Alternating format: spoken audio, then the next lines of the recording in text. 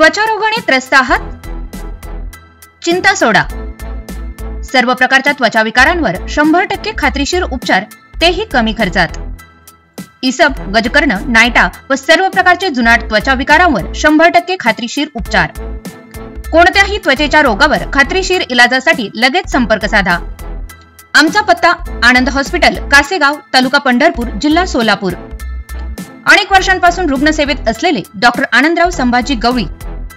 संपर्क 9860 40 66 07 8830 77 18 07. नमस्कार, बातमी आहे सोलापूर मधून. वडिलांनी केलेल्या मारहाणीसह शिवीगाळीमुळे 7वीत शिकणाऱ्या 12 वर्षीय मुलीने गळफास घेत जीवन संपवल्याची धक्कादायक घटना सोलापुरात घडलीय. ही घटना शुक्रवारी घडलीय.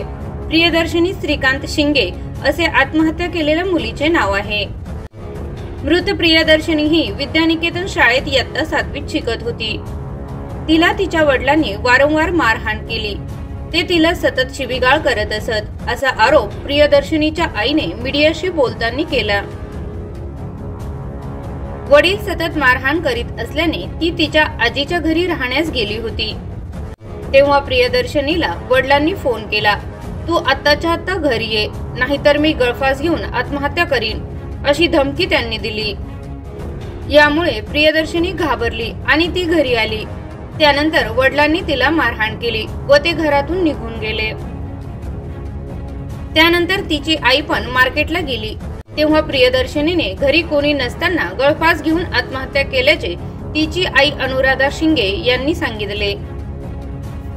प्रियदर्शनीच्या आईने केलेले आरोप खरे आहेत का, याचा तपास पोलिसांकडून सुरू असून याबाबत सदर बाजार पोलीस ठाण्यात गुन्हा दाखल झाला आहे.